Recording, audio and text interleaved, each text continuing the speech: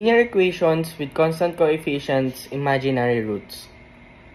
So here, we have imaginary and distinct roots as y is equals to e raised to ax, and then c sub 1 cosine bx plus c sub 2 sine bx.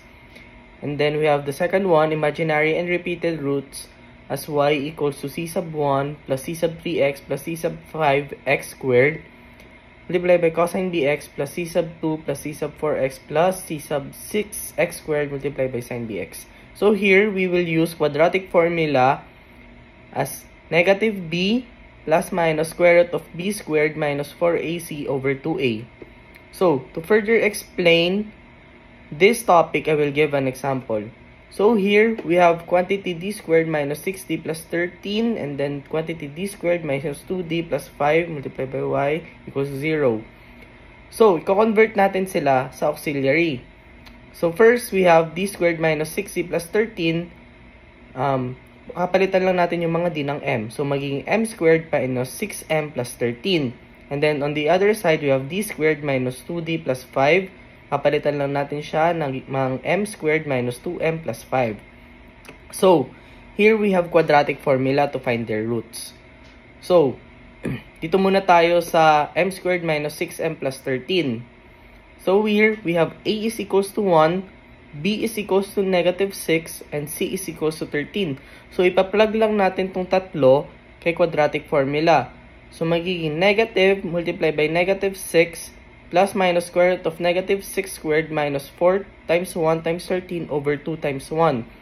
Okay, so let's simplify it. Pag sinimplify natin, magiging positive 6 na plus minus square root of negative 6 squared minus 4 times 1 multiplied by 13 over 2. Okay, kapag sinimplify natin again, we will have 6 plus minus square root of negative 16 over 2. As you can see, we have plus minus. So, paghiwalayin natin yan. Yung kabila, magiging plus. Yung kabila, magiging minus. Okay. After that, we will have a roots of equals to 6 over 2 plus 4i over 2. And then, we have 6 over 2 minus 4i over 2. Okay. Pag sinimplify natin si 6 over 2, we will have 3. Okay. 4i over 2 naman, we will have 2i. And then, on the other side, we have 6 over 2. Pag sinimplify natin, we will have 3. And then, we will have 4i over 2, magiging 2i siya. Okay, so tapos na tayo. Nakita na natin yung roots ng kabila. Nung d squared minus 6d plus 13. Dito naman tayo kay d squared minus 2d plus 5. So, convert lang natin yan. Pag kinonvert natin yan, magiging m squared minus 2m plus 5. Okay, so hanapin ulit natin si ABC. So, ang a natin is equals to 1 since ang coefficient ni m squared is 1. B is equals to negative 2, and C is equals to 5. Okay, so we have ABC. Let's input that to our quadratic formula. So, magiging negative times negative 2 plus minus square root of negative 2 squared minus 4 times 1 times 5 over 2 times 1. Okay, when we simplify this, magiging 2 plus minus square root of negative 16 over 22. Over 2.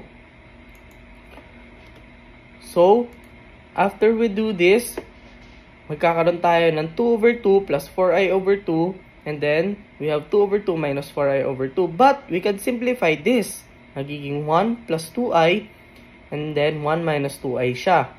Yan na ang magiging roots natin for m squared minus 2m plus 5. So, let's go to our formula. So, meron tayong formula na y is equals to e raised to ax multiplied by c1 cosine bx plus c sub 2 sine bx.